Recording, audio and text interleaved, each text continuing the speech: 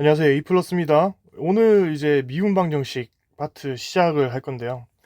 이제 먼저 제대로 미분 방정식 하기 전에 미분에 대해서 왜 미분이라는 말이 들어가 있으니까 당연히 미분에 대해서 알아야겠죠. 이 미분 방정식에 대해서 조금 알아보도록 하겠습니다. 자, 여러분들이 고등학교 때 배우셨을 겁니다. 이거 미분과 적분에 대해서 이런 기본적인 것들, 치환적분, 부분적분 이런 거에 대해서 복습을 하고 수업을 들으셨으면 좋겠습니다. 목세미분, 곱셈미분 뭐 이런 것들 물론 제가 한 번 더 언급할 거긴 한데 여러분들 꼭 복습하고 보셨으면 좋겠습니다. 자, 먼저 미분에 대해서 알아볼게요. 일단은 뭐 일변수, 다변수, 미분 뭐 이런 식으로 되어 있는데 여러분들이 아셔야 될 거는 우리가 지금까지 고등학교까지는 미분에 대한 이야기는 많이 들어봤을 거예요. 이건 뭐냐면 일변수입니다. 일변수. 일변수가 뭐죠? 우리가 뭐 예를 들어서 y 이퀄 ax 더하기 b 이러한 형태, 그냥 단순한 형태죠. 다시 말해서 x는 독립변수라고 합니다. 그죠? 독립변수라는 것은 독립적으로 변하는 수겠죠. 독립적으로 변하는 수. x 값에 따라서 y 값이 결정되니까 y는 종속변수라고 합니다. 근데 그런 용어보다는 뭐가 중요하냐면 변수가 하나다. 일단 변수가 한 개다라는 말 때문에 1변수라고 합니다. 변수가 하나니까. 그럼 2변수는 뭘까요? 2변수는 변수가 두 개겠죠. 뭐 예를 들어서 f 이퀄 ma 이런 것들을 떠올릴 수 있어요.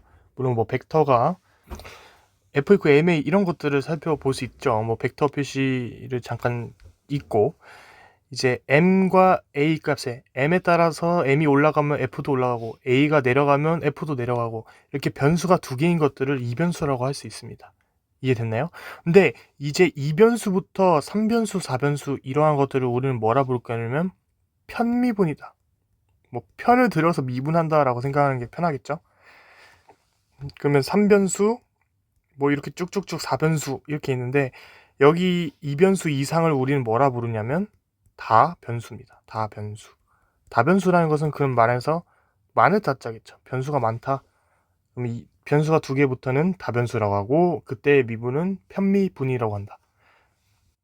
자, 그래서 여러분들이 좀 보실 거는 일단은 복습을 좀 할 거예요. y equal fx라는 어떠한 함수가 있다고 생각해 봅시다. 예를 들어서 이러한 y equal fx라는 함수가 있다 했을 때 여기 지점을 a, 여기를 b를 찍어서 올렸다 생각해 볼게요. 그러면 a 값을 넣었으니까 당연히 결과는 fa가 나올 것이고 여기는 뭐가 나옵니까? fb가 나옵니다. 됐습니까? 자, 그러면 우리가 a부터 b까지의 평균 변화율에 대해서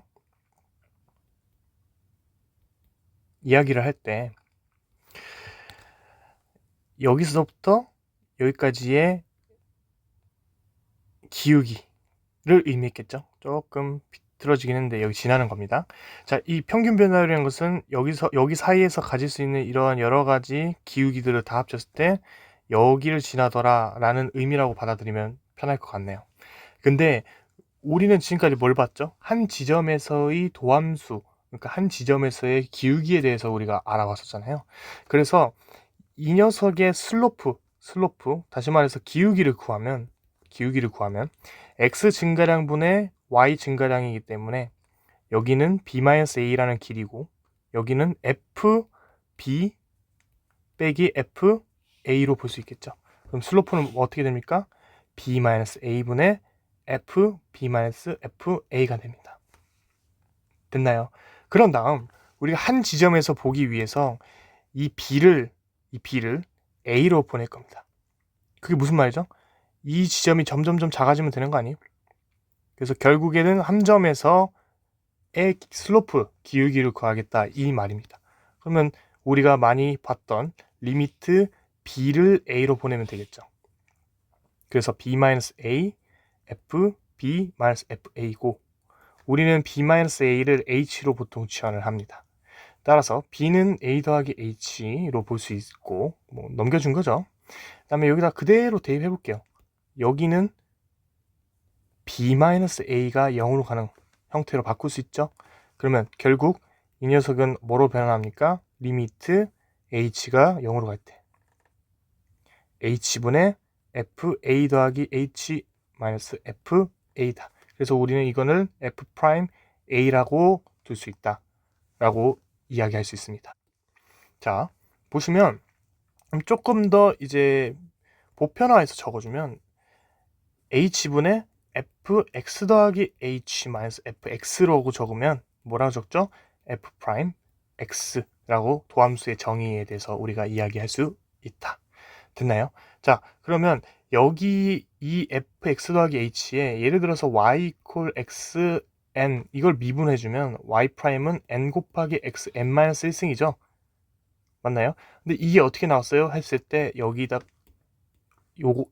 요거를 fx라고 잡고 여기다 각각 넣어주면 이항 정리를 통해서 이러한 결과를 구했다. 따라서 우리가 이 일변수, 즉 우리가 평소에 배웠던 미분의 결과들은 이러한 결과들은 저런 과정을 통해서 나왔구나 라고 생각할 수 있습니다. 이해됐죠? 자, 물론 곱셈 미분이나 목셈 미분은 또 다른 이야기이긴 합니다만 일단은 이렇게 받아들이고, 자, 그 다음은 이제 좀 새로운 내용일 수도 있어요. 뭐 다변수에 대해서 익숙하신 분도 계시겠지만 조금 이야기를 해주면 우리가 변수가 하나이기 때문에 x축 이렇게 y축이라고 해서 1변수일 때는 이렇게 2차원 R2는 2차원이라는 겁니다. 그럼 만약에 변수가 3개면 축이 하나 더 생기겠죠. 3차원. 왜? 여기가 z로 잡고 여기를 x로 잡고 y를 잡아볼게요.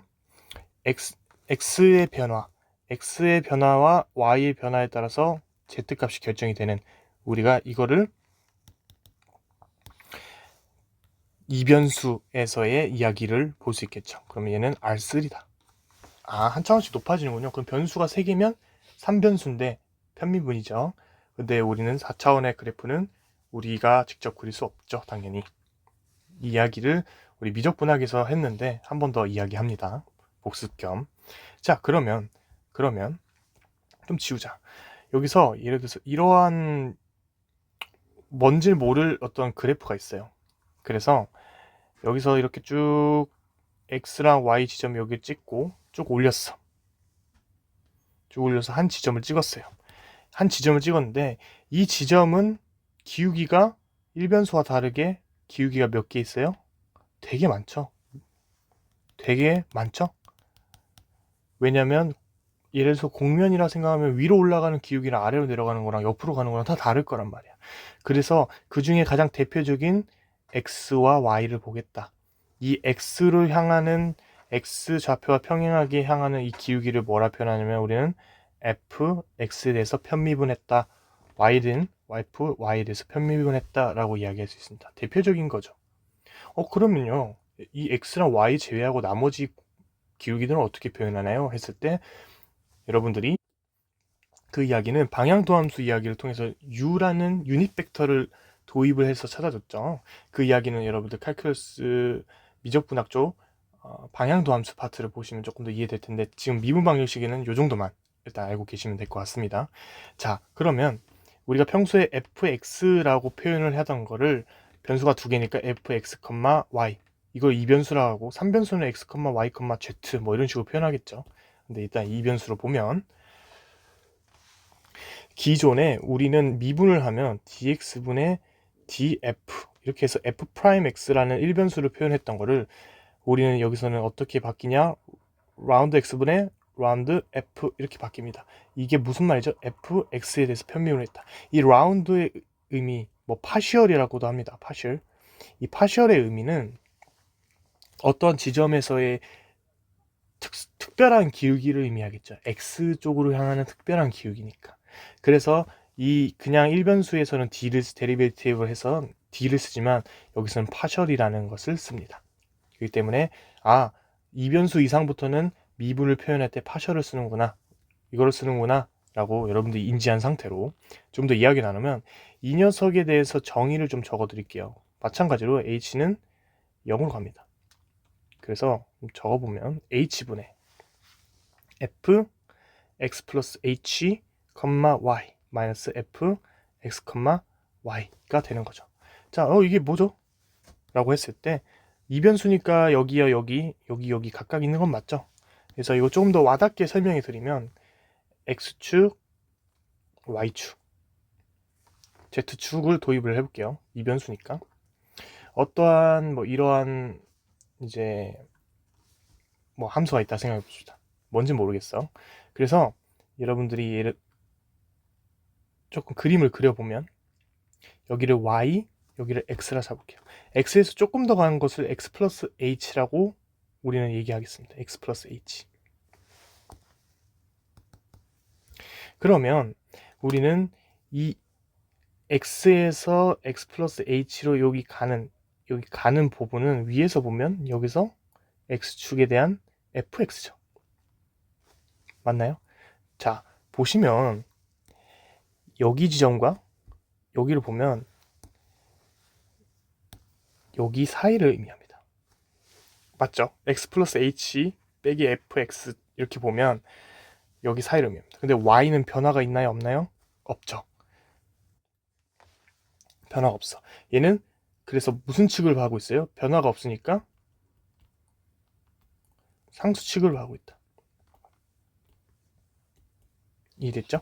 그러면 마찬가지로 h를 리미트 씌워서 0으로 보내는 이유는 얘네들의 사이의 이 거리를 매우 작게 해서 결국 한 점에 도달하게 하는 일변수의 이야기와 동일하다라는 것입니다. 여기까지 와닿죠?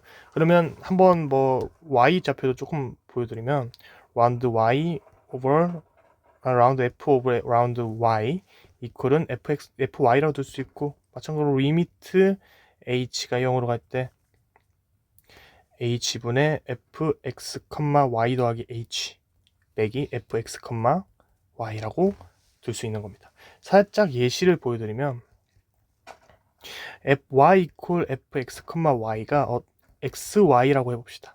xy라고 해볼게요. fx에 대해서 편미분하면 아까 뭐 했죠? y를 상수 취급했죠. y는 변하지 않으니까 상수 취급.